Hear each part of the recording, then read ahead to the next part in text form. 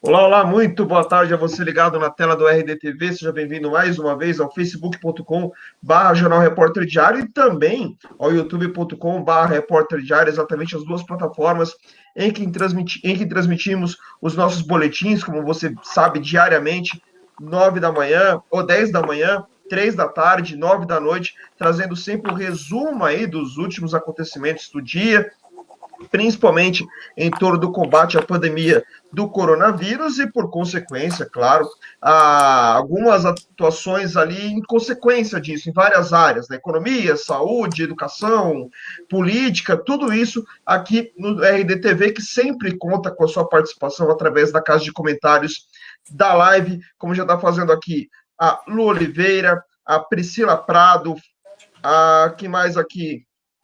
Marli Frias, todo mundo já participando deste RDTV, que conta com minha apresentação, Carlos Carvalho, e com ele, Leandro Amaral. Leandro, boa tarde.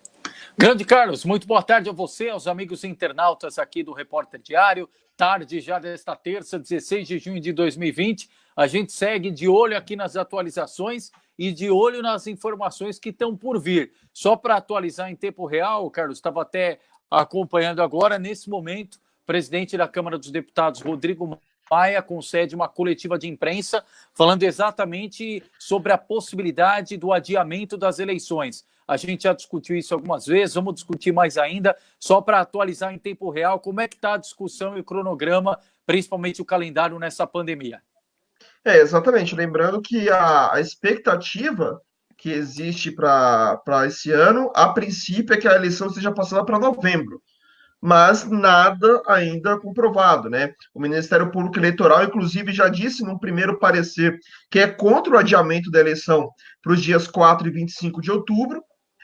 Se tiver um adiamento, o Ministério Público prefere que seja o primeiro turno no dia 25 de outubro e o segundo turno no dia 15 de novembro, porém, muito ainda terá que ser discutido, lembrando que a mudança do calendário eleitoral tem que ser aprovada ainda neste mês, já que a princípio, se não tiver uma alteração drástica, a partir do dia 20 de julho, começam as convenções partidárias, que já podem ser feitas de maneira online, mas é importante lembrar que, caso tenha adiamento da eleição, fatalmente deve ter adiamento também das datas desses encontros partidários para definição dos candidatos a vereador e a prefeito.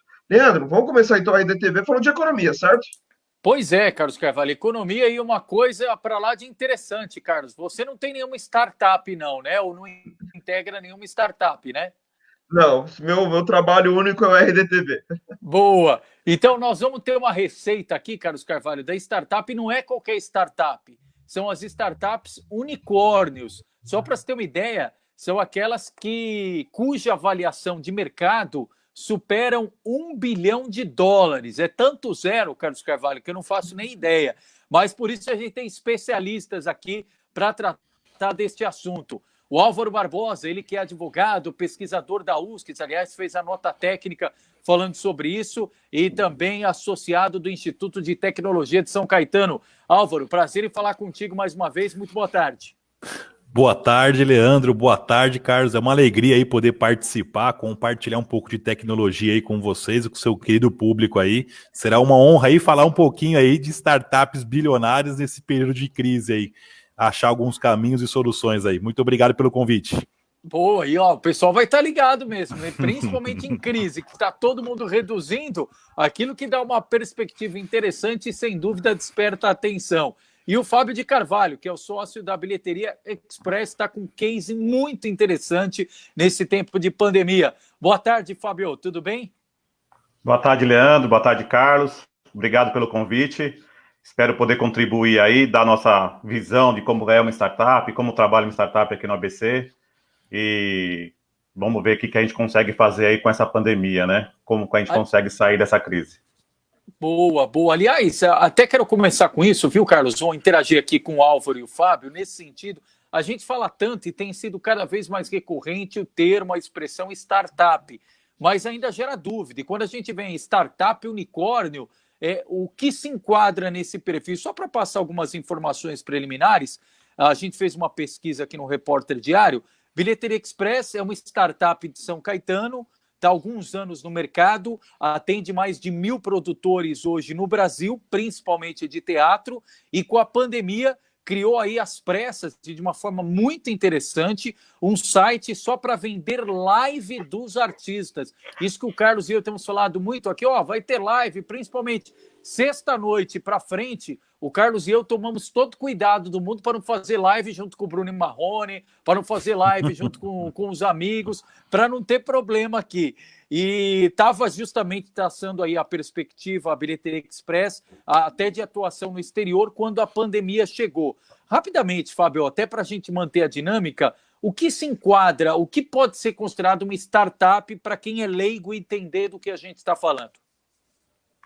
Uma startup é uma empresa que ela consegue crescer, né? Vamos falar num lugar mais simples, né? Ela consegue crescer de uma forma rápida. Então, ele tem um sistema onde é escalonado, né? Você consegue crescer de uma forma rápida e tem uma equipe normalmente enxuta, né? Você tem uma equipe pequena onde você consegue crescer com um menor número de pessoas dentro de uma empresa. Então, ela se torna uma empresa mais fácil até de administrar, né? Na Bilheteria Express, para você ter uma ideia, 5 pessoas cuidam da Bilheteria Express, né? Tá. Então, e quando a gente fala de crescer rápido, é de quanto em quanto tempo? Porque por demanda. Então, hoje, como a gente está atendendo, a gente atende todos os estados do Brasil. De repente, se a gente tiver uma demanda aí para atender, duplicar, triplicar o atendimento, por ser uma startup, por a gente ter um sistema pronto para isso, a gente consegue expandir de imediato. A gente não precisa de muita ferramenta, de muita coisa para expandir. Então, o diferencial que a gente tem é esse daí. A gente consegue crescer de uma forma rápida, atender o cliente. Hoje, vamos supor, a gente tem 1.000 produtores. Se a gente pular para 2.000, a gente consegue atender esses produtores de uma forma padrão, né, com o sistema que a gente já tem pronto hoje. Então, isso facilita bastante. Tá, com o sistema e com os recursos humanos que vocês já têm. Sim, a gente, lógico, a gente dobrar, a gente vai ter que pôr mais recursos humanos, mas é uma forma rápida de você conseguir crescer, né? A gente consegue fazer um crescimento aí, porque hoje muita coisa funciona pelo sistema, né? Então, tudo controlado pelo sistema. Né? Então, a gente consegue fazer o crescimento muito rápido aí, sem depender muito de mão a mão. E só antes de eu passar o bastão para o Carlos, Álvaro, em relação a startup unicórnio, eu vi que uma das notas técnicas da avaliação da USCS, a USCS que faz periodicamente avaliações, e nós trazemos aqui representantes ou os autores de cada nota técnica. A sua, Álvaro, tem 11 páginas e me recordo que tem uma tabela com 11 startups unicórnios do país que você listou. Como é que essas empresas se tornaram startups unicórnios e o que elas possuem de diferencial para quem nos acompanha? Então, as startups que são consideradas unicórnios, elas conseguem ter um chamado valor de mercado, como bem disse aí na apresentação, acima de 1 bilhão. Cada startup, Leandro e Carlos, eles têm uma estratégia de negócio, uma abordagem. Mas o que a gente costuma analisar de comum entre elas é que elas trazem uma solução para uma dor. Pode parecer genérico falar isso, mas eu gosto sempre de trazer aí a chamada cara crachá. Então eu vou dar um exemplo do Nubank aí, que é bem tradicional aí, e ele cresceu em 6 anos, se tornou uma empresa de $1 bilhão. Qual foi a dor que ele solucionou? Ele se tornou um banco que a gente fala ágil e fácil para as pessoas, sem grandes burocracias. Então ele pegou um modelo tradicional e se tornou ágil e fácil. Então, em linhas gerais, nós percebemos que o que tem de comum por uma empresa se tornar bilionária, ela primeiro identificar uma verdadeira dor. Então, vou dar o exemplo da 99 Táxi, que também é brasileira e conseguiu aí se tornar bilionária. Ela conseguiu dar mobilidade aí na palma da mão e com um conforto de melhor qualidade que os táxis. Você pega o iFood, também que é de Campinas, e conseguiu fazer o ponto de venda com ponto de consumidor aí de alimentação de maneira com custo acessível. Então, que eu percebo de comum para se tornar uma empresa bilionária é identificar uma dor verdadeira que nós temos aí no dia a dia e trazer um modelo de resolver isso muito fácil e tecnológico. Então, acredito que seja isso, Leandro. Boa. Carlos. Boa tarde, nossos convidados, bem-vindos aqui ao RDTV. Eu acho que, até para trazer um pouco para a nossa realidade atual, né, que é a realidade da pandemia do coronavírus, como uma startup funciona neste sistema?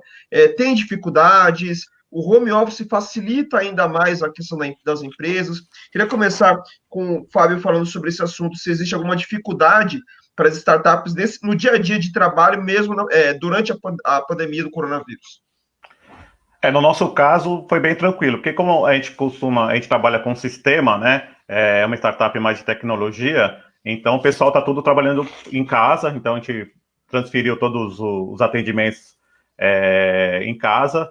Então, para nós, da Bilheteria Express, não foi um negócio muito complicado, né? Porque a gente conseguiu fazer essa parte de transição bem rápido e continuamos atendendo da mesma forma que a gente atende no escritório, né?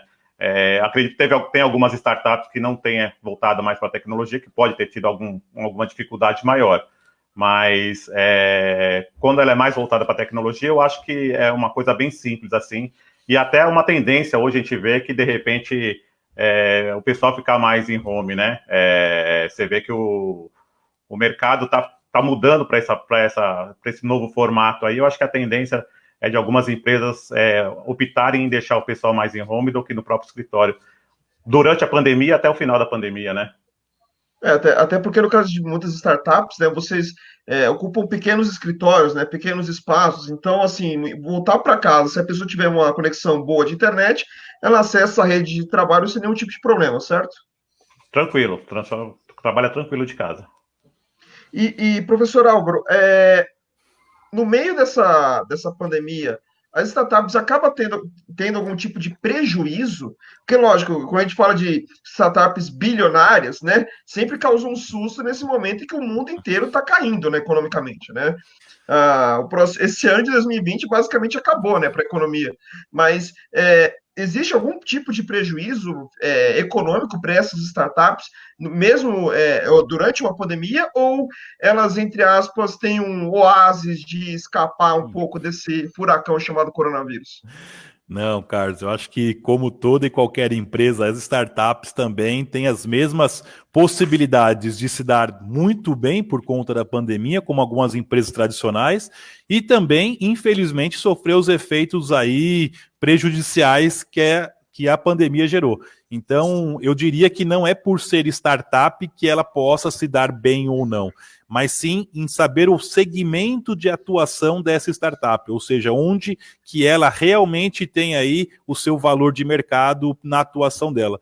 Então, startups que eu gosto de dar um exemplo que estão se dando super bem, são startups, por exemplo, como o Zoom, que é uma empresa que era tradicional, mas ela tem aí um caráter tecnológico muito grande e suas ações, muitos aí usaram e cresceram demais.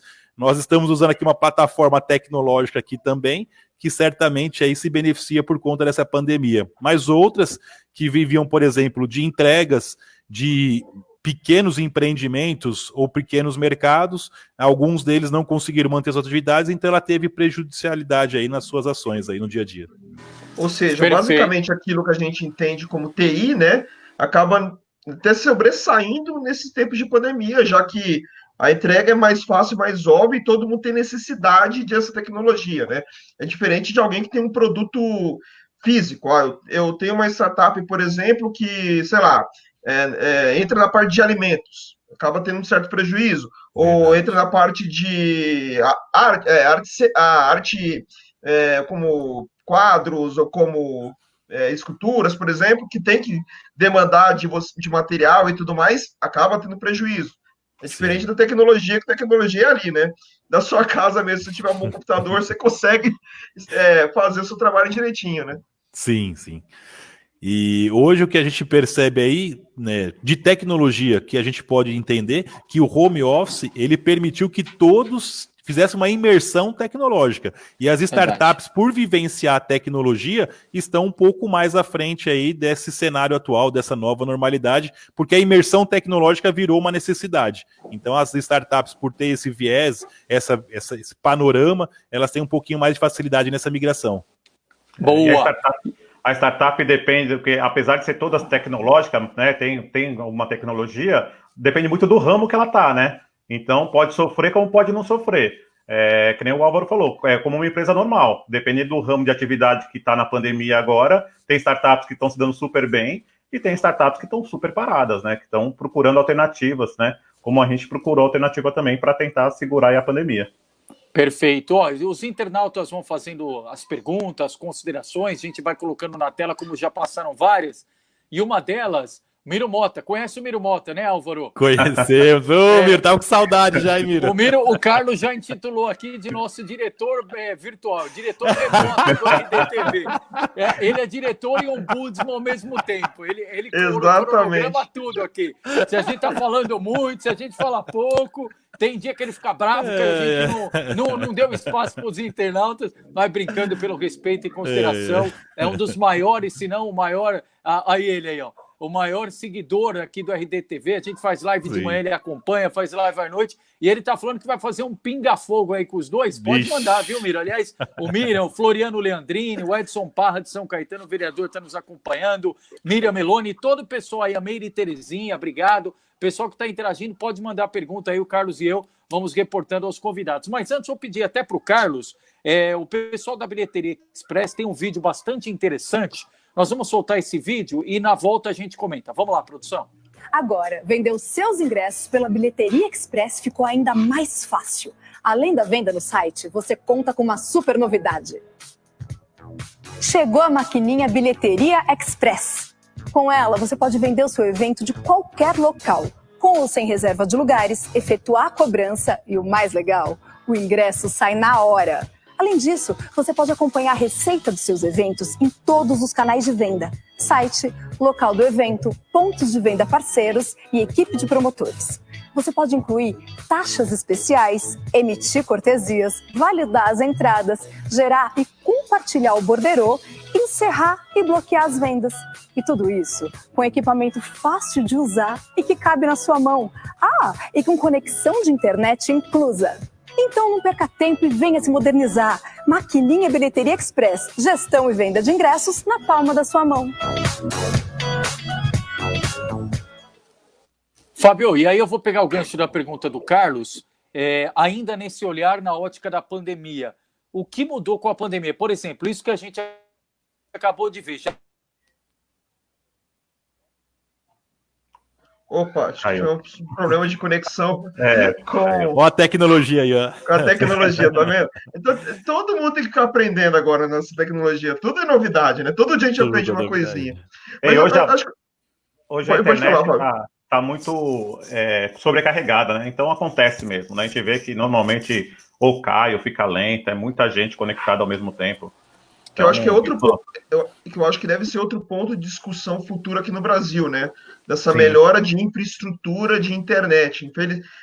Algumas pesquisas até poucos anos, até ano passado, não mudavam muito os dados de internet aqui no Brasil. Do 100% que nós contratamos de internet, independente do nível, a gente só recebe 10%, né? Então, sempre tem esse probleminha, sempre tem essa questão de infraestrutura que acaba atrapalhando, e no caso de hoje, que basicamente todo mundo está usando a internet para trabalhar, principalmente, então sempre tem essa questão de sobrecarregar e tudo mais, mas o Leandro já está de volta. Leandro, pode recomeçar a sua pergunta aí. Aliás, eu vou pegar o meu problema e já vou reverter aqui em pergunta. Essa pandemia, pode surgir novas startups? Vocês falaram muito de tecnologia, quero começar contigo, Fábio. A pandemia está suscitando novas veias de startups, novas vocações de startups? Sim, porque é como o Álvaro diz, né? A startup normalmente vai achar alguma dor aí, alguma necessidade, e vai ser criada e vai crescer em cima da necessidade das pessoas, né? Então, mesmo com a pandemia, assim como alguns mercados aí conseguiram crescer na pandemia, o setor de startup tem pessoas com ideias voltadas para esse setor, que com certeza vai estar aparecendo e vai estar crescendo aí, porque a tendência hoje, a gente tem muita tendência hoje de ser tudo online, né? Então, hoje compra de mercadoria, mercado, tudo. Então, você vai ver, de repente, uma dor aí que você vai sentir e fala, pô, isso aqui não tem, e aí você vai ver que você consegue implantar esse sistema, criar essa startup para você aparecer no mercado aí e ter um crescimento. Ideias, né? Na verdade, é ideias. A ideia que for bem produzida agora no setor da pandemia e ser colocada em prática e dar certo, vai explorar, vai crescer.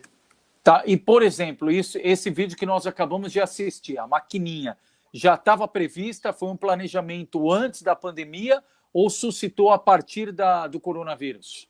Não, a maquininha surgiu, a gente tem pontos de venda, a gente atende teatros, né, a gente tem pontos de venda físicos e a gente tem pontos de venda de administração de teatro.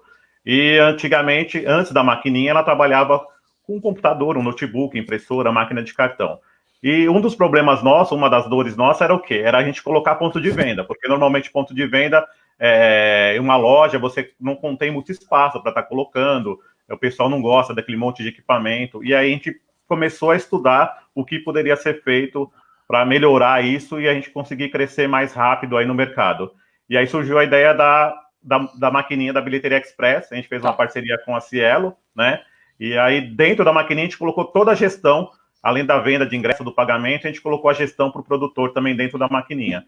Então Perfeito. Foi uma forma de a gente estar crescendo aí, ampliando o nosso mercado. Tá. Aí para fazer a conexão com o Álvaro, eu sei que o Álvaro gosta bastante de pesquisar a respeito das startups. Nessa nota técnica e fruto desse estudo que você se debruçou, Álvaro, o que de mais relevante a gente pode trazer de informações a partir dessa base que você encaminhou na nota técnica?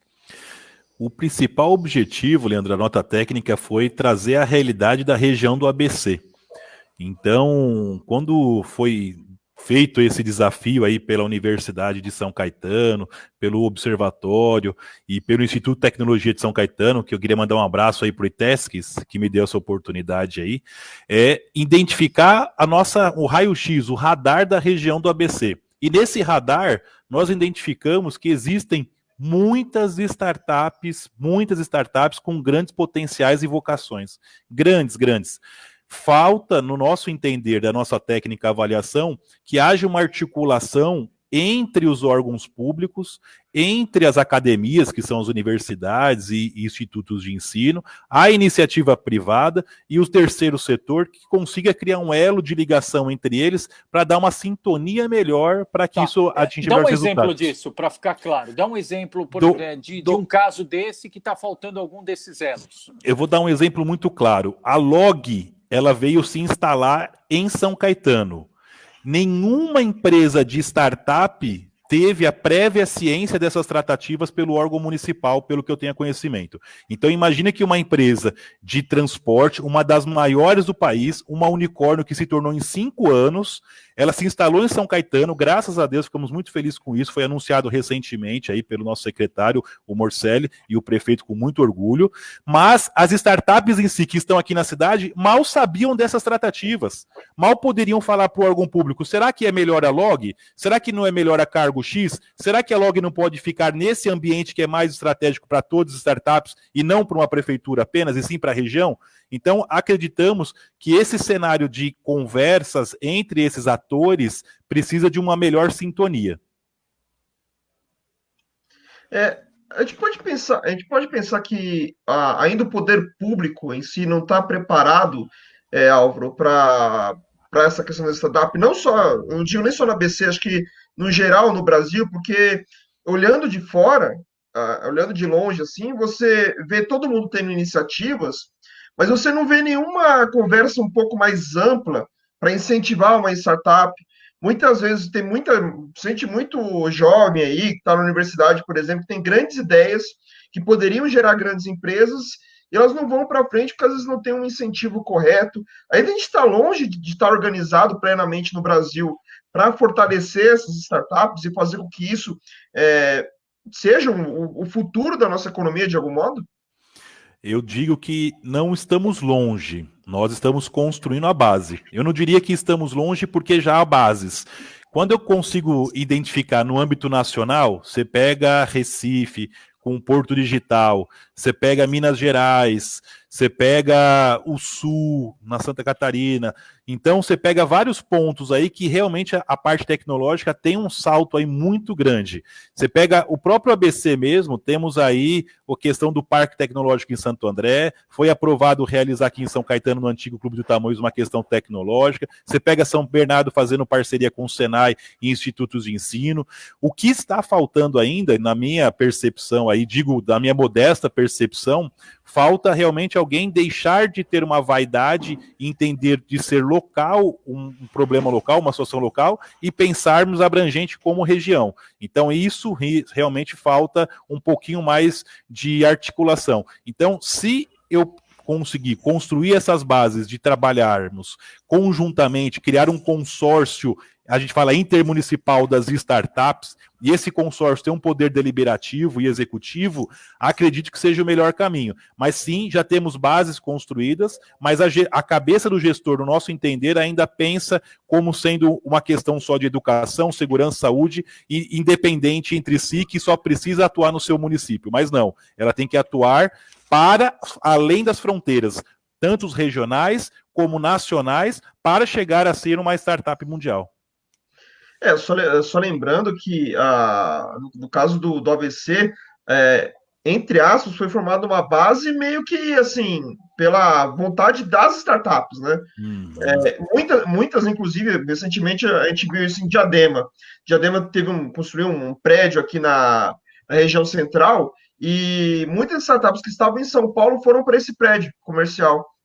Porque, lógico, aqui o custo é muito mais barato no ABC do que na capital, isso a gente já tinha visto anteriormente com a questão da moradia, da habitação, que muitos condomínios foram criados aqui no ABC, porque o pessoal não conseguia mais morar em São Paulo, porque o custo está ficando cada vez mais caro.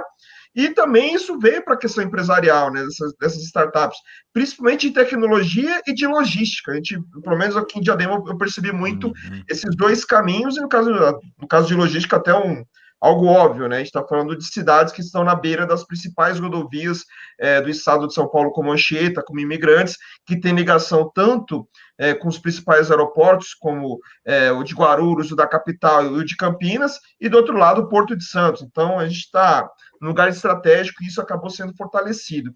Eu queria saber de você, Fábio, porque no caso da Bilheteria Express, vocês trabalham numa área que, apesar de ter uma fama muito grande no Brasil, não necessariamente tem uma organização tão grande no Brasil que é a área de artes. Essa questão de cada hora aparece um jeito, uma forma, uma situação. Agora, na quarentena, as lives viraram a coqueluche e devem seguir por algum tempo, já que, fatalmente, os espetáculos de shows e teatros, até mesmo cinemas, devem ser os últimos a retornar na base econômica. Queria saber de você, como é que está nesse momento essa questão de trabalhar com os artistas, trabalhar com esses produtores artísticos, em comparação ao que era antes da pandemia? O que realmente mudou, além do fato de estar afastado do público? Qual que foi o além no caso de vocês da Bilheteria Express? No nosso caso, eu até falo, que nem foi comentado aí, o setor de cultura foi o primeiro a entrar e vai ser o último a sair, né? Justamente pelo perfil de público, lugar fechado, né? Muitas pessoas no mesmo ambiente. Então, é uma coisa que a gente vê que vai demorar bastante, né? Os produtores estão praticamente parados, né? A Bilheteria Express praticamente está com alguns eventos online à venda, que são programados para final de ano, começo de ano, mas são datas também que podem sofrer alguma alteração, né? Porque não se sabe ainda o dia certo, quando que vai abrir, quando que vai poder fazer alguma coisa. Tem o problema também da restrição de pessoas, não se sabe se vai ter a quantidade completa, a lotação completa de um teatro, ou se vai ter 50%, 30%. Então, ainda está nessa parte ainda de questionamentos para saber o que vai acontecer. E aí, existe as alternativas de tentar resolver. Uma delas são as lives. A gente criou um site novo na Bilheteria Express, que é o lives.bilheteriaexpress, que é justamente para ajudar esse produtor, esse artista que está parado e precisa arrecadar algum dinheiro para tentar sobreviver. Então, a gente faz o sistema, a gente fez um sistema onde a pessoa faz a apresentação, tem um QR Code, e ele faz essa doação, e essa doação vai para ajudar as bandas, né? Uma coisa muito importante que eu vejo, que o pessoal tem que ter a gente tem bandas aí famosas fazendo lives, né? E assim como tem essas bandas menores, que é tipo o cliente da Bilheteria Express, que faz eventos no Brasil inteiro, também participando das lives para tentar arrumar doação, né? E aí até peço para o pessoal procurar ajudar esse pessoal que está fazendo live, que são menores, né? Que eles dependem muito dessas lives hoje, porque eles não têm nenhum evento, não tem nenhum show, não tem nada marcado aí, e não tem uma data prevista para quando vai acontecer, o que vai acontecer. Então, a forma nossa de tentar ajudar as empresas, os produtores, é as lives e é fazer arrecadação para eles para tentar fomentar e ajudar o pessoal aí a ter um valor, pelo menos, para se manter. Porque o setor de cultura está sofrendo bastante, né? Além disso, como a gente já havia comentado, a gente está com um projeto de um produtor lá em Sorocaba, que ele fez um drive-in, então vai ter um show lá, dia 26 agora, e vai ter 2 espetáculos infantis teatrais, né? Então também é uma forma agora de tentar ir voltando, a cultura ir voltando, através de drive-in, para tentar pôr esse pessoal para trabalhar, porque é um setor que sofreu demais, né? E aí inclusive temos imagens aí, viu, Fábio? Esse é o nosso site, né, da bilheteria, né? Você vê que esses eventos aí, ó, tem eventos que estão para agosto, setembro, mas também pode sofrer alguma alteração, porque eu não acredito que agosto ainda vai ter alguma...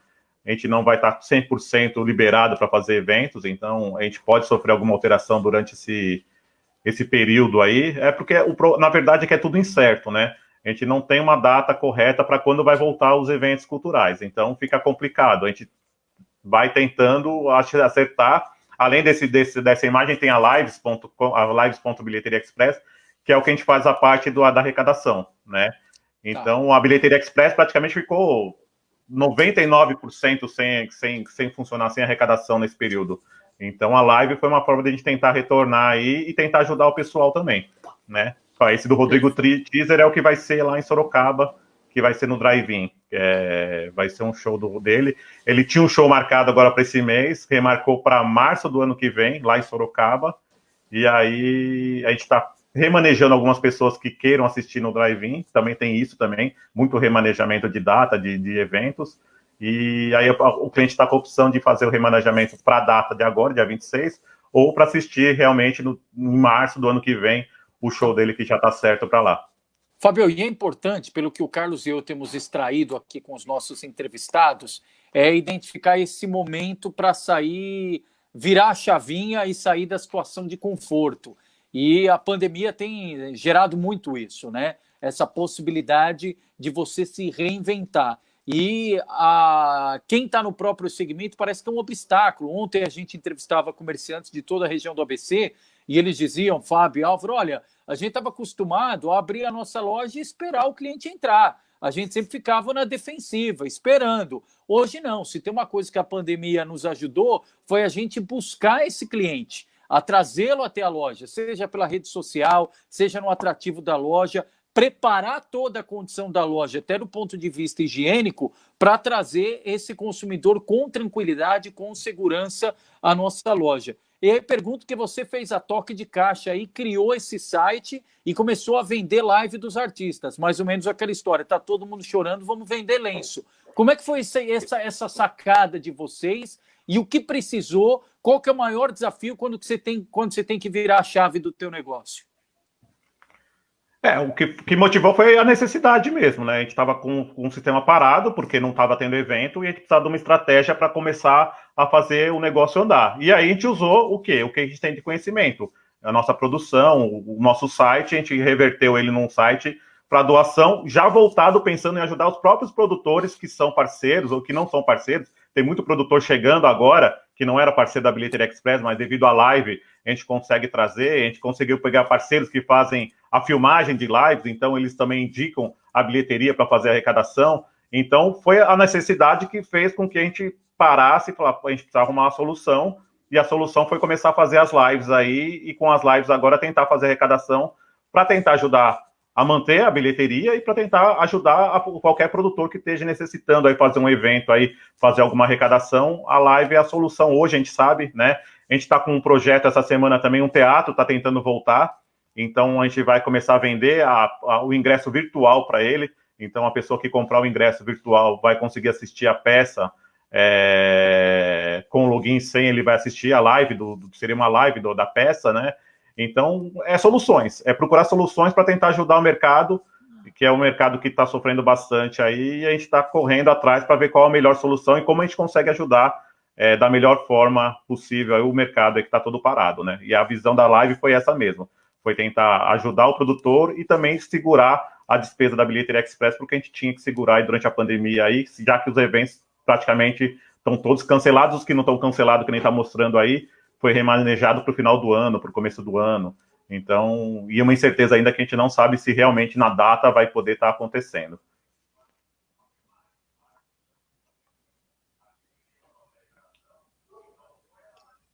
Bom, muito bem. Você vê aqui no site, né, tem as cidades que estão sendo colocadas, né, na disposição, né, de teatros e tudo mais, mesmo nessa questão da pandemia. A gente vê que tem uma variação muito grande de artistas, de pessoas conhecidas, ou seja, é algo bem amplo, né, e está todo mundo entrando nessa, né, não vai ter muito jeito. Álvaro, a gente está aqui já no finalzinho da entrevista, eu só queria tentar entender o seguinte: a gente sabe que startup, como você bem disse, a base está sendo feita no Brasil, está tudo sendo encaminhado, mas qual que vai ser o grande legado para o pós-pandemia? Já que muito se fala hoje, por exemplo, do legado do home office, do legado dessa questão de fazer você mesmo na sua casa, da criatividade. Mas qual que vai ser o grande legado nessa área de startup no pós-pandemia, no seu olhar? O principal legado vai saber que o seu consumidor, ou seja, que todas as pessoas sabem que é possível viver de maneira mais tecnológica. Então, do ponto de vista das startups, o principal legado é que o chamado mindset, o chamado entendimento das pessoas sobre um determinado assunto nós podemos viver de maneira mais tecnológica do que vivíamos antes da pandemia. E essa maneira mais tecnológica, ela vai ter vários cenários. Vai ter impacto no cenário tecnológico para a saúde, para o lazer, como o Fábio está dizendo, para o trabalho, como o home office, para a família, com os eventos e aproximação. Então, o principal legado é dizer que as pessoas que nos assistem, que a revolução tecnológica nos permitiu sabermos que nossas vidas daqui por diante serão impactadas com a tecnologia. Um exemplo recente que o Brasil vivenciou, que eu diria que seria um marco histórico aí da revolução tecnológica e que vai fomentar ainda mais os pequenos empreendimentos, é a possibilidade de realizar pagamentos pelo WhatsApp. Então, ontem foi lançado para algumas pessoas aí uma versão chamada beta, que podem já fazer e receber pagamentos pelo WhatsApp. Isso já é muito tradicional lá fora, pela China, o WeChat e outros aplicativos, mas no Brasil não. Então, hoje, quando você comentou anteriormente, Carlos e Leandro, que o empresário está chamando o consumidor, se aproximando dele para as suas lojas, o WhatsApp vai ser o maior elo de comunicação com essas pessoas e vai permitir que ele mande um catálogo digital no dia a dia e já pague digitalmente. Então eu vejo, se eu pudesse comemorar de tudo que a gente está passando, o marco histórico de ontem, eu entendo que esse marco histórico ainda vai gerar muitos frutos positivos aí para o nosso comércio e nossa tecnologia do dia a dia. Boa, e nós vamos seguir acompanhando tudo isso muito de perto. Aí o Fábio deve ter tido alguma intercorrência também da Foi fazer uma live. Foi fazer uma live, ou ele foi fazer uma live, ou ele identificou uma dor e a partir daí pode surgir, nascer uma startup. É verdade. Certo ou tô errado, Álvaro? Sem dúvida alguma, sem dúvida alguma. Ah, certo. Legal, só o Miro falou que ia fazer a pergunta, Carlos. Então vamos colocar a pergunta do Miro aqui, ó. Álvaro Barbosa, em matéria recente da CBN Editorial de Tecnologia, foi comentado que durante os protestos nos Estados Unidos, nos recentes movimentos antirracistas pela morte de George Floyd, uma fundação ligada a startups de lá estaria fazendo um investimento de 150 milhões de dólares aqui no Brasil em startups que têm no seu corpo diretivo CEOs da raça negra, como forma de incentivar o crescimento. Deixa eu só concluir aqui. Só para concluir aqui a pergunta do Miro Mota, que é bem extensa para a gente falar, olha lá, como forma de incentivar o crescimento das mesmas. Você sabia disso, Álvaro? Confesso que eu não sabia. Mais uma vez o nosso diretor aqui, trazendo em primeira mão várias novidades, eu não sabia, mas era esperado, né? A gente pega aí o Michael Jordan doando 100 milhões de dólares aí por mês ou por ano que ele vai doar, então eu acho que esse movimento aí, que a gente fala assim, pró a uma etnia, vai ser permanente também. Eu acho que não vai ser mais passageiro como os casos anteriores. Perfeito. E volta aquilo lá que você disse, né? Cada dor, cada momento podem surgir iniciativas extremamente importantes como essa daí. Legal, bem lembrado, Miro. Rafael Ebert, obrigado. Bom, é isso. Eu acho que o Fábio teve algum problema ali de conexão, mas conseguiu dar o recado também. E nós vamos voltar a trazer mais assuntos como esse. Carlos, vamos virar um startup unicórnio? O que você acha? Olha, o Fábio voltou aqui, mas se a gente conseguir montar uma startup para $1 bilhão, rapaz, vai ser uma felicidade imensa, vai ser um prazer. Mas por curiosidade, aqui entre um clubinho aqui, só entre nós aqui, só entre nós aqui, a internet toda. Vocês não pensam que falta ainda alguma coisa na área jornalística de startup que dê resultado? Eu não sei dizer qual foi o movimento de startup para o ramo de vocês que tenha sido mais disruptivo. Eu tiro o Financial Times, o New York Times. Ele conseguiu hoje monetizar só por assinaturas, mas não é uma startup ainda, ele é uma forma de um modelo tradicional. No jornalismo, o que a startup está contribuindo para vocês? Mudando os papéis daí. Eu acho que é um pouquinho mais complicado, porque no jornalismo a gente depende muito de outros fatores, né, para conseguir se manter financeiramente, principalmente a questão de publicidade, né? Então, isso às vezes complica um pouco. O que muitos estão tentando fazer, basicamente, é tentando criar incentivos para assinaturas. Ou seja, muitas vezes no Folha de São Paulo, Estado de São Paulo, por exemplo, o Globo, são jornais que hoje você tem uma limitação de notícias que você pode ver de graça por mês, né? Às vezes uma limitação de 5, 6, 7 notícias, e do restante tem um incentivo de assinatura. Eu não vejo isso exatamente uma ligação com startup, mas sim uma questão mais de tentar encontrar outras maneiras de manter algum dinheiro circulando, o que não seja simplesmente depender da publicidade e depender de anunciantes. Claro que para o jornalismo é um desafio muito grande, principalmente com a internet. Eu acho que essa questão das lives para os jornais, das necessidades específicas que o jornalismo tem nessa questão da internet, pode ser que encontre-se um caminho para uma startup direcionada para isso. Mas realmente o mercado jornalístico é um pouquinho mais... é bem diferente dos outros tipos de mercado, como, por exemplo, o mercado artístico, que pode usar uma startup como uma ponte para aparecer. Acho que o conceito, o caminho é um pouco diferente. Não sei como o Leandro entende isso, mas eu vejo que, assim, há espaço, mas ser muito bem conversado. Exatamente. E aquilo que a gente falava no começo serve também para o nosso eixo aqui da comunicação. Passa, Álvaro, inevitavelmente pela questão da tecnologia.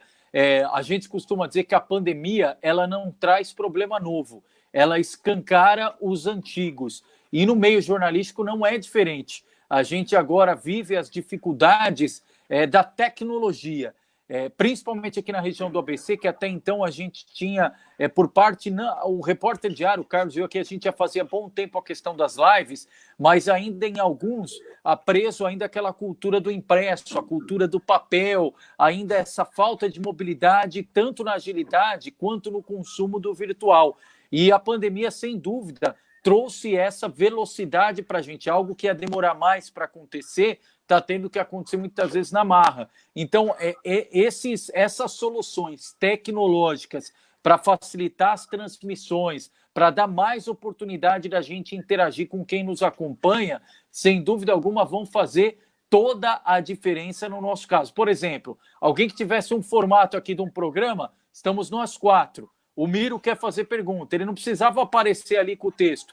Ele podia entrar de uma forma aqui numa janelinha, em 30 segundos fazer a pergunta deles para vocês, estimulando a interação com quem nos acompanha. Então, essa questão da interatividade aliada à tecnologia vai fazer a diferença no nosso caso aqui, pelo menos do que a gente tem acompanhado no dia a dia. Mas rapidamente, senão o Carlos...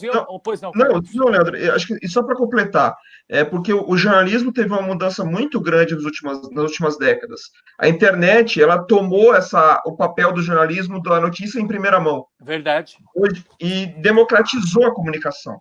Então, hoje, antigamente, a comunicação estava na mão de poucos. Hoje, qualquer pessoa tem um celularzinho na mão, ela já está fazendo comunicação para milhares e milhares de pessoas. Então, essa é a grande questão. Agora, como é que a gente vai trabalhar com criatividade em cima disso, que é o grande mote. Aí vem em cima do que o Leandro fala, né? De encontrar maneiras de interagir com o público, encontrar maneiras de fazer com que o público também possa idealizar matérias, pautas.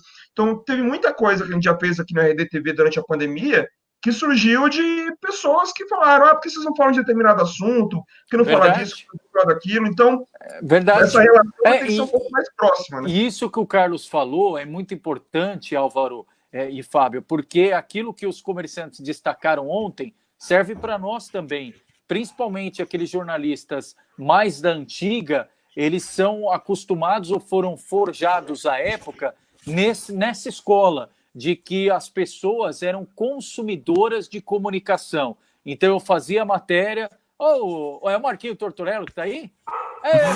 Chegou alguém aqui, ó. Pronto, ó. Você vai entrar aqui no meio de 2 jornalistas políticos, você está... Você não falou que era para poder fazer ao vivo a interação de alguém aparecer em 30 segundos, aparecer e fazer a pergunta? Aí, ó, ao vivo aí, um jeitinho brasileiro. Já aí, ó. Tá aí, né? Eita! Tudo bem, Marquinhos? Prazer estar com vocês aí. Ele tá mandando um abraço para vocês aí. Tá bom, não, estamos ouvindo aqui. Então já fala em 15 segundos qual é a manchete aí da política de São Caetano, Marquinhos. Qual é a manchete da política de São Caetano?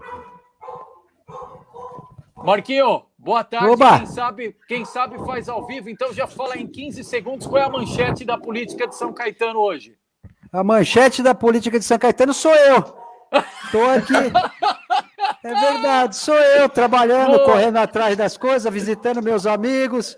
E agora muito melhor ainda, conversando com vocês 3. Tá certo, legal, Marquinhos. Vou marcar oportunamente aí. Aliás, o Carlos e eu temos falado muito isso, porque o calendário eleitoral tem essa dúvida, se muda, se não muda, mas muito em breve vamos voltar a nos falar. Obrigado, um abraço, viu? Eu tive conversando com os deputados, meus amigos lá, a maioria deles acho que não vai transcorrer numa normalidade, que o problema que o pessoal achava era as convenções, né? Mas como foram autorizadas as convenções desse jeito que nós estamos falando aqui, que não precisa ser presencial, então eu acho que vai trabalhar dentro de uma normalidade, vamos ter as eleições dia 4 de outubro, segundo os deputados meus amigos, né? Tá certo, legal. Daqui a pouco vai ter startup só para questão eleitoral, para fazer tudo virtualmente, hein? É isso mesmo. Olha a ideia aí. É isso aí. Tá bom. Um abraço a todos e vamos conversar assim, porque tem bastante novidade. Tá bom, obrigado, viu? E, Fábio, vamos aproveitar, valeu, um abraço. E o Miro deixou a pergunta para o Fábio, pode pôr na tela aí a pergunta do Miro. Fábio, como é de conhecimento de todos, o setor de eventos vai ser um dos últimos a voltar à normalidade. Existe algum levantamento em percentual da queda nominal de vendas de ingressos de futuros eventos para uma possível volta à normalidade? Fala, Miro. Hoje praticamente zerado, né? Ingressos praticamente está sem vender nada. Como eu falei, a bilheteria caiu 99% em vendas, porque não tem evento acontecendo, né? A tendência é ir voltando aos poucos, né? Eu acredito que vai demorar Eu acredito que para ficar normalidade aí, vou dar um chute pelo menos 1 ano, né? Porque a gente tem esse problema da pandemia, a gente tem o problema de quantidade de pessoas que vão poder assistir. Então, eu acredito que uma das saídas seriam esses drive-in também, que já está começando a funcionar, porque seria uma forma da pessoa estar participando e o produtor está fazendo algum evento. Na verdade, a gente depende de muita coisa, né? Se tivesse uma vacina daqui 6 meses, já estaria praticamente tudo resolvido, né? Então, é um futuro incerto na cultura, porque ninguém sabe ao certo como que vai voltar e como que vai poder voltar, né? É o mesmo problema que a gente estava comentando quase agora com as escolas, né?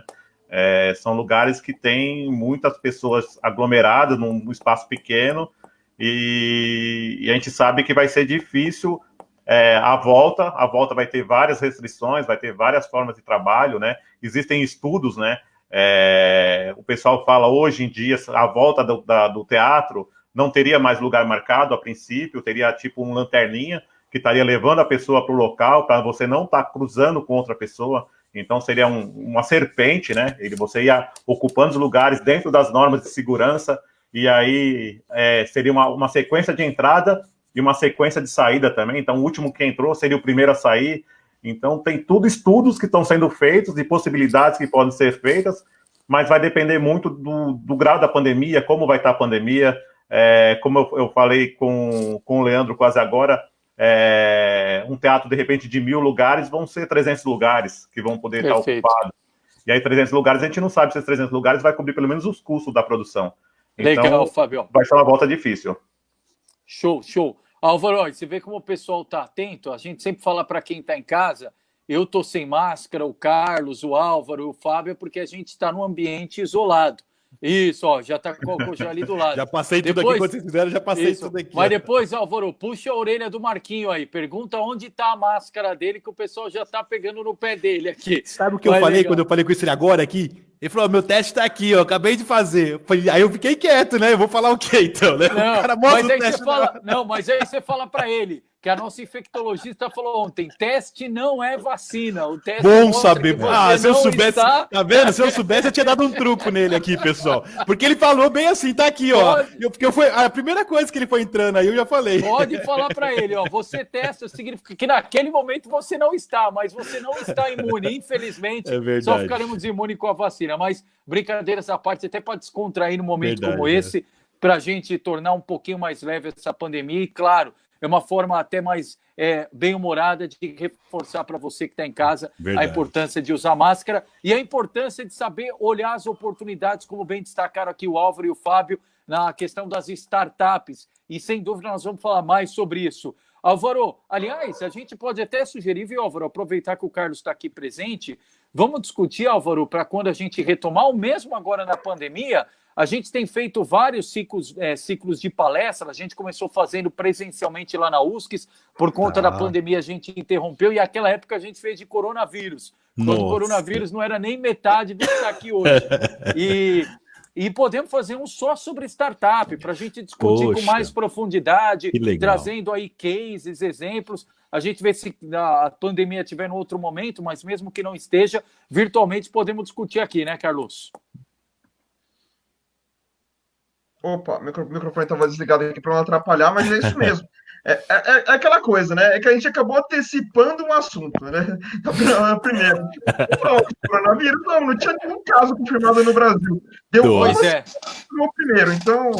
Mas a gente, assim, se a gente está nessa, a gente conseguiu fazer essa linha, então na próxima vez vamos fazer um falando de retomada boa da economia. Quem sabe a gente acerta uma semana depois. Tudo ok, já que a boca virou uma boca. No primeiro caso, uma boca maldita, então a gente faz uma boca santa aqui para a gente tentar sair dessa. Legal. Álvaro Barbosa, advogado, pesquisador da USCS, a nota técnica também pode ser conferida lá na íntegra, na última análise de conjuntura. O Álvaro, que também é associado do Instituto de Tecnologia de São Caetano e TESCS. Álvaro, obrigado pela gentileza, boa tarde, à vontade para as considerações finais. Poxa, saiba que para mim, eu sou um fã de vocês, eu sou um tiete, eu tô me sentindo aqui como se fosse num estádio aqui comemorando de estar com vocês, então, para mim eu não tenho palavras em dar essa oportunidade aqui, é um grande orgulho saber o grande comunicador que vocês são, acima de tudo com credibilidade, respeito e imparcialidade, que é tudo que se busca aí no ramo jornalístico. Então eu queria só deixar aqui os meus sinceros agradecimentos em dizer que eu sou muito grato em ter essa oportunidade de compartilhar um pouquinho de tecnologia, por entender que a tecnologia pode participar desse processo aí de retomada da economia e retomada aí do nosso crescimento de forma mais rápida, escalável, potencial e tudo mais. Nós sabemos que a região da ABC tem várias empresas de tecnologia, seria uma pauta muito importante tentar falar cada uma aqui rapidamente do que pode fazer. Eu sei que seria muito sentido para muita gente que não conhece a chamada prata da casa, e tenho com certeza aí uma visão de que a startup ela se dá bem quando existe startup, empresa tradicional, órgão público, academia, sociedade civil, incluindo os jornalistas, assim por dizer, e advogados, que não são muitas vezes muito bem vistos, para poder achar um caminho do sucesso. Então, vocês estão construindo esse caminho aí com o público de vocês. Fico muito grato pelo convite, me ponho à disposição sempre que precisar de falar de qualquer assunto, inclusive de startup e tecnologia. Boa, Álvaro, muito bom. Fábio de Carvalho, da mesma forma, obrigado pela gentileza. O Fábio que é sócio da Bilheteria Express. Fábio, obrigado. Até a próxima. Vontade para as considerações finais. Eu que agradeço a você, Leandro, ao Carlos, pelo convite, né? Como o Álvaro falou, é uma honra estar aí fazendo essa entrevista junto com vocês, que vocês estão sempre no dia a dia aí, passando notícia para todo o pessoal aqui do ABC, né? Dentro da startup, a gente tem aqui um grupo, que é o ABC Valley, né? Que é um grupo que até essa semana a gente fez uma reunião, que a ideia é fortalecer mais ele. A gente fez provavelmente agora de 15 em 15 dias vai ter uma reunião com todas as startups aqui do ABC para tentar fortalecer as nossas startups aqui no ABC, né? E quase agora eu estava falando com o Fábio também do Sebrae, que o Sebrae tem um projeto muito legal, que é a Startup SP, né? E eu até perguntei para ele hoje quais são as startups que estão participando esse ano aqui do ABC. Ele até me mandou aqui um print aqui de uma imagem aqui, eu vou até falar para vocês. No ABC hoje são 10 startups que estão participando do projeto, que é Achei Clientes, que é uma das startups, Consult, EPI Digital, Physiomarket, WU, Meu Dot,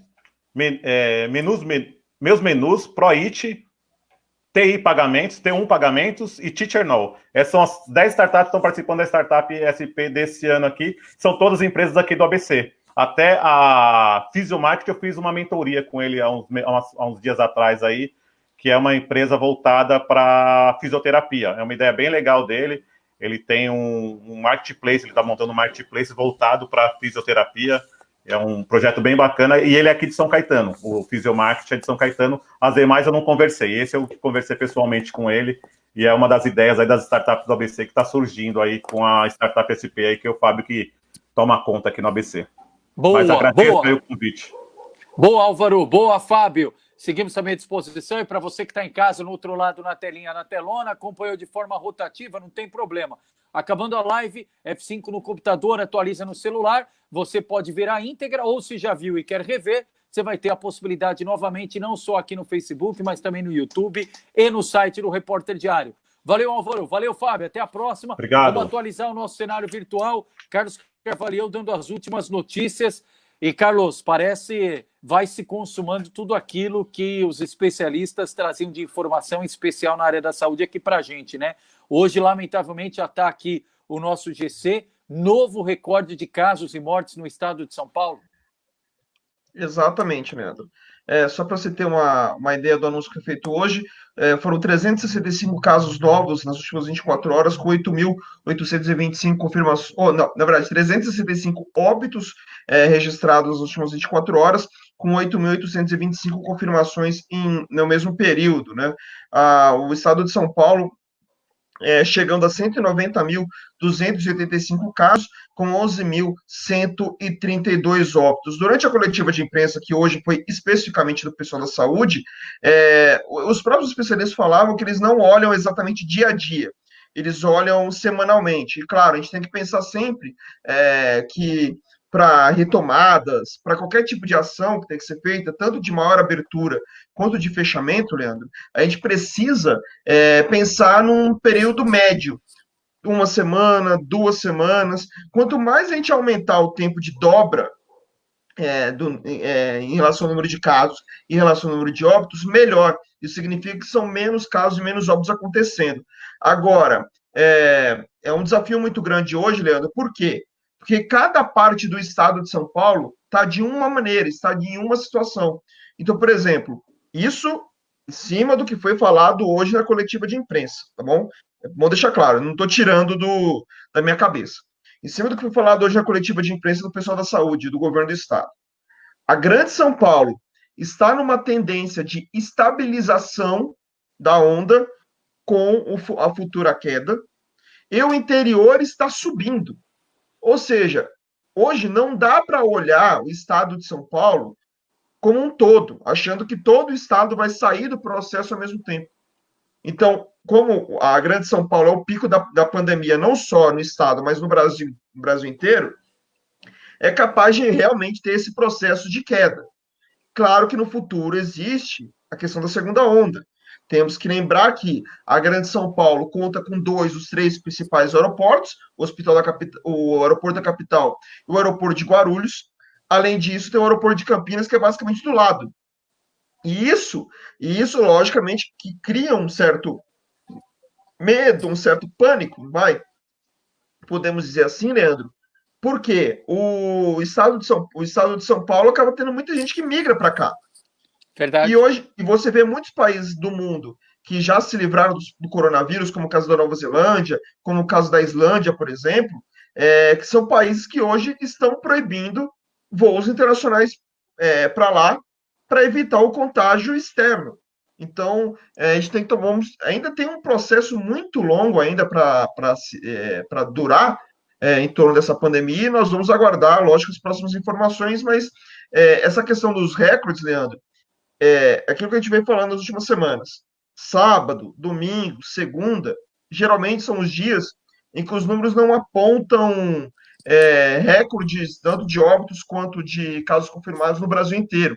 Só que meio que terça e quarta começa a compensar esses dias anteriores. Então, só para ninguém exatamente ficar assustado no sentido de, meu Deus, está tudo piorando. Está virando uma rotina, igual a gente fala da rotina do isolamento social. O isolamento social, geralmente, fim de semana aumenta. E durante a semana acaba caindo. Carlos, e é importantíssimo para ilustrar aqui com 2 informações isso que você falou a respeito do transporte aéreo. Por exemplo, Pequim restringiu viagens e fechou escolas após aquele novo surto que a gente identificou. Foram 50, pouco mais de 50 casos, é isso? 57. 57 casos. E você citou agora há pouco a Nova Zelândia, ó. Após uma semana livre da Covid, a Nova Zelândia registrou 2 casos, os 2 importados. Para quem não se recorda, que foi um termo que a gente utilizou muito no início da pandemia, casos importados são aqueles de pessoas que tiveram nos locais, por exemplo, alguém que passou pelo Brasil, contraiu o coronavírus no Brasil e foi, por exemplo, pela Nova Zelândia. Então, para se ter uma ideia, como precisa ter esse olhar atento, e a pandemia é muito dinâmica, né? Você pode, muitas vezes, nós estamos falando de países, e o Carlos lembrou muito bem, o Brasil, a gente não sabe ainda se já chegou no pico, quanto tempo vai ficar no pico, mas, por exemplo, a Nova Zelândia estava livre há uma semana da Covid e registrou 2 casos importados. Então, é um olhar atento sobre todos os ângulos, Carlos. Bom, só para te dar outro exemplo, Leandro, o UFC retomou, né? Já tem 3 semanas que retomou as lutas. A princípio, eles faziam num estúdio de televisão que eles têm em Las Vegas, mas agora o UFC vai fazer essas próximas edições nos Emirados Árabes Unidos, num ginásio em Yas Marina. É a mesma ilha do Emirados Árabes onde acontece o Grande Prêmio de Abu Dhabi de Fórmula 1. Perfeito. E não vai ter público, todas as restrições vão ser feitas, mas foi a única maneira, Leandro, de se levar, por exemplo, os lutadores brasileiros para o UFC. Porque existe hoje uma proibição nos Estados Unidos de entrada de pessoas que tiveram no Brasil nos últimos 15 dias. Então, isso, quando eu digo 15 dias, gente, é sempre assim, ó, hoje, 15 dias para trás. Amanhã, 15 dias para trás. Sempre assim nessa conta, né? Então, eles tiveram que levar para lá. E porque existe um medo danado, principalmente no caso de Brasil e Estados Unidos, que hoje são os 2 epicentros do mundo, né? E o Brasil vem chegando muito próximo, deve fechar essa semana com mais de 1 milhão de casos confirmados. Então, o mundo inteiro está de olho nesses 2 países para ver o que vai acontecer. Então, eu espero que isso, de algum modo, mexa com a cabeça das nossas autoridades. Que hoje a pandemia ela não está criando simplesmente a consequência interna, ela está criando a consequência externa na imagem do Brasil. Aproveitando, Leandro, que a gente está falando de esportes, a Prefeitura do Rio de Janeiro acaba de confirmar que vai permitir, sim, o retorno do Campeonato Carioca. Ontem à noite, a Federação Estadual do Rio de Janeiro, a FERJ, fez uma nova reunião com os clubes. Dos 16 clubes da Série A do Rio de Janeiro, apenas Botafogo e Fluminense insistiram que não eram favoráveis ao retorno, inclusive eles consideram não entrar em campo caso a retomada do Campeonato Carioca aconteça já neste final de semana. Inclusive, Leandro, lógico que ainda estão esperando autorização, mas é possível que o retorno do Cariocão aconteça já na quinta-feira, com Flamengo e Bangu. Eu queria saber aonde, porque eu fico imaginando o seguinte, Leandro. Vamos imaginar que eles queiram voltar ao Campeonato Carioca com Flamengo e Bangu no Maracanã, mesmo sem público. O estádio, no lado do estádio do Maracanã tem um hospital de campanha. Então, eu só queria entender qual a cabeça dos dirigentes do Rio de Janeiro para isso, né? Tem razão. Da própria prefeitura, de permitir isso. Não tem condição nenhuma de retorno. E ainda falando de futebol, Leandro, está marcada aí, se não me engano, ainda para hoje, uma reunião da Federação Paulista, uma reunião arbitral para tentar pensar num retorno unificado dos clubes aos treinos. Não significa retorno ao futebol. Porém, Leandro, já existe uma preocupação por parte do Santo André, inclusive é matéria do Globoesporte.com, de que de onde o Santo André vai mandar os jogos, caso, por exemplo, o retorno do Campeonato Paulista aconteça em julho. Por que isso? Porque o estádio Bruno José Daniel, onde o Santo André não só treina, mas também manda os seus jogos, hoje tem um hospital de campanha instalado dentro do campo. Sim, teria que fazer toda a desmobilização, verdade. Então já se fala, por exemplo, Leandro, de mandar os jogos para o interior de São Paulo. Cidades como Águas de Lindóia, Sorocaba, Itu e Atibaia são avaliadas pela direção do clube, segundo a matéria do Globoesporte.com, para mandar esses jogos. O Edgar Montemor, diretor executivo de futebol do Santo André, acabou falando ao Globoesporte.com sobre esse assunto, então vamos ver como vai acontecer no caso do Santo André, que é o líder geral do Campeonato Paulista. Sim. Não poderia ser nem no Anacleto em São Caetano e nem no 1º de Maio em São Bernardo? Poderia, não vejo... Não tem impeditivo, né? Não tem impeditivo. Só que eu considero que o Santo André deve estar levando em conta, Leandro, o preço do aluguel. Porque é aquela coisa, vai ser um prejuízo para o Santo André não mandar os jogos em casa, né? Vai ter que pagar um aluguel para usar aquele estádio, e eu não sei se exatamente os estádios aqui da região cobrariam barato para o time do Santo André, que a gente sabe que não é exatamente um time super rico, né? Então, tudo isso tem que ser levado em conta na hora de pensar no retorno dos jogos, porque fatalmente não vai dar para usar o Bruno José Daniel. Eu até estou pegando a tabela, Leandro. O Santo André teria mais, deixa eu ver, se não me engano, mais 2 jogos ainda da primeira fase. O primeiro jogo seria contra o Santos, mando de campo da equipe da Vila Belmiro, ou seja, fatalmente esse jogo seria em Santos. E o último jogo seria contra o Ituano, a princípio no Bruno José Daniel. O Santo André, que é o líder do grupo B com 19 pontos, mesma pontuação do Palmeiras, só que ele ganha no número de vitórias e também no saldo no número de vitórias, 6 contra 5 da equipe palmeirense. E o Santo André é o líder do geral, ou seja, se nada mudar, o Santo André seria o time que jogaria até a final em casa, né? Lembrando que o Campeonato Paulista, quartas de final e semifinal, são jogos únicos dentro da casa de quem tem a melhor campanha. E a final, 2 jogos. Primeiro jogo na casa de quem tem a pior campanha e o segundo jogo na casa de quem tem a melhor campanha. Então, vamos aguardar para ver o que vai acontecer. Vamos voltar, enquanto o Leandro está restabelecendo a nossa conexão, mostrar para vocês uma imagem que nos chegou através pronto, o Leandro retomou aqui. Leandro, queria mostrar uma imagem que acabou de chegar da nossa redação, da Marechal Deodoro, em São Bernardo. Deve estar uma muvuca. Então, só para mostrar para vocês como está essa Marechal, como está a Marechal nesse momento, olha que coisa impressionante. Um vídeo de 30 e poucos segundos, você vê que, olha o tamanho da fila para entrar em alguns dos estabelecimentos ali. Ou seja, não tem distanciamento de 1 metro entre um e outro, muita gente uma do lado da outra, agarrada um no outro, ali no meio dessa pandemia. Por mais que estejam usando máscaras, a maioria está desrespeitando completamente as medidas de higienização. Então, isso acaba gerando um complicador muito grande, né?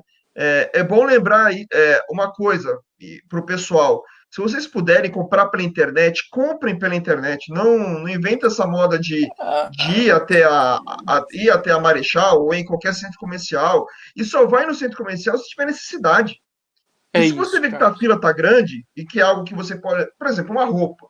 Ah, eu quero comprar uma blusa de frio porque tá ficando frio. Se você vê que tá uma fila grande, espera um pouco. Ou até fica, acho que pode ser uma sugestão para os lojistas, Leandro. Faz um agendamento, uma senha. Ó, venha tal hora, para deixar uma coisa mais organizada. Muda, claro. Senão vai prejudicar todo mundo. E pedir para quem puder no comércio orientar o pessoal que está na fila, orienta para as pessoas manterem o distanciamento, orienta os protocolos de higiene, isso é importantíssimo, porque às vezes nessa ânsia de retomar, a gente pode ter que fechar de uma forma ainda mais dura e severa do que estava até agora. Precisa cada um fazer a sua parte. Agora, Carlos, eu acabei de receber, até por isso deu essa oscilada, um número importante. No domingo à noite, a gente entrevistava a Andréa Brísida, que além de ser a secretária adjunta de Mobilidade Urbana de Santo André, é a coordenadora do GT no consórcio intermunicipal. E Santo André soltou os dados do que mudou ontem em relação ao número de passageiros. E olha que curioso, em que pese a reabertura gradual ontem, em Santo André, a variação no número de passageiros foi bem pequena, foi de 4,5%. Ou seja, se comparar o número de passageiros que utilizaram ontem o transporte coletivo, né, os ônibus em Santo André, com segunda-feira passada, o incremento foi de 4,5%. Em números absolutos, 2.749 passageiros a mais. Ontem foram transportados 66.018 passageiros nos ônibus da cidade de Santo André. Aí um outro dado curioso, Carlos, e que referenda isso que a gente estava falando aqui agora há pouco. Só para você ter uma ideia, o que mais chama a atenção é a quantidade de idosos, Carlos, e você que nos acompanha. 15% desse número total que nós falamos são idosos. E esse número gradativamente vem subindo. Era 12, foi para 13, 14, agora chegou em 15, Carlos.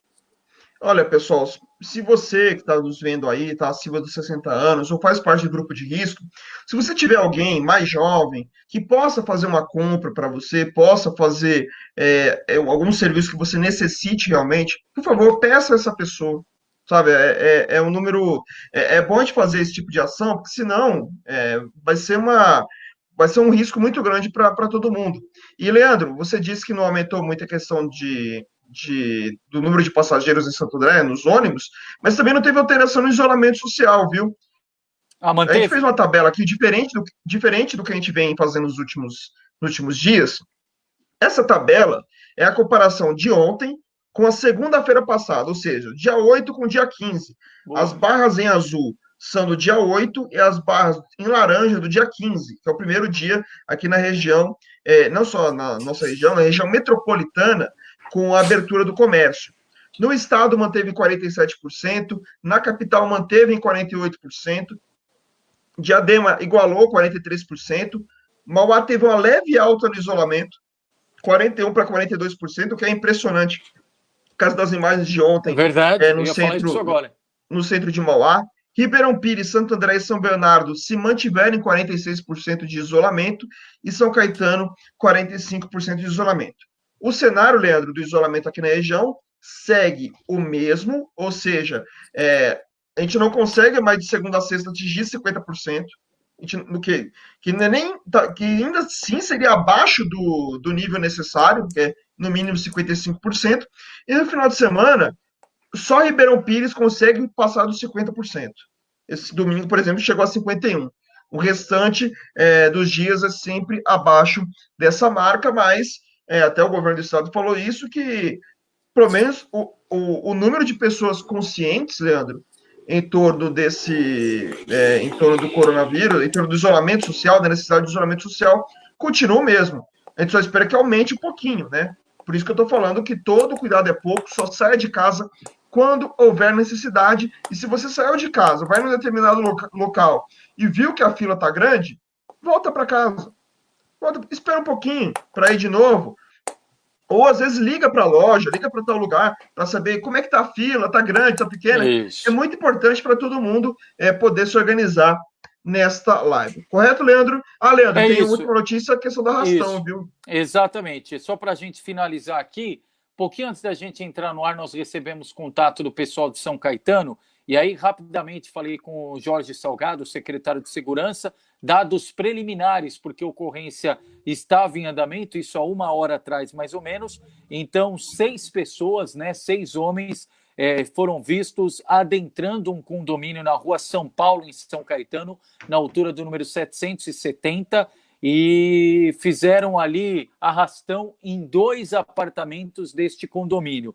Não tem informação se estavam armados, a informação que a gente tem é que ninguém ficou ferido e eles levaram dinheiro, tanto em real quanto em dólar. Em dólar, um número não foi divulgado do quanto foi fruto desse assalto, e em relação ao dinheiro, R$ 1.500 foram ali retirados nesse arrastão por conta desses 6 homens. Claro, tudo agora vai ser investigado, plena luz do dia, 6 homens conseguem entrar num prédio que tem portaria, vai ter que ver como é que foi se foram rendidos, se trata de alguém que conhecia o funcionamento, a sistemática interna, tudo isso vai ser alvo agora de apuração e das nossas atualizações, Carlos. Muito bem. Lembrando que o RDTV volta às 21 horas com um resumo do dia, mais entrevistas aqui para você, por isso que a gente sempre pede para você nos seguir aqui no facebook.com/Jornal Repórter Diário, curtindo a nossa página, inclusive dá para notificar para você receber primeiro, não só as notificações de lives, mas também as notificações quando a gente posta os links do nosso site por lá. Você também pode se inscrever no nosso canal no YouTube, youtube.com/Repórter Diário, se inscreve lá, aperta o sininho para receber as notificações, dá aquele like bacana pra gente, curta, compartilhe os vídeos, é muito importante, quanto mais gente compartilhar, mais gente vai saber do conteúdo do RDTV, e claro, entre no nosso site repórterdiario.com.br para saber de todas as últimas informações. E nos siga no Instagram, @RepórterDiário, porque lá geralmente a gente dá informações específicas lá no Instagram, além do anúncio de todos os RDTVs. Leandro, é isso, Uma ótima tarde e até o próximo. Se Deus quiser, Carlos, se nada acontecer, até às 9 da noite, senão a gente entra antes em caráter urgente. Valeu, obrigado, boa tarde, valeu, pessoal. Grande abraço, tchau, tchau.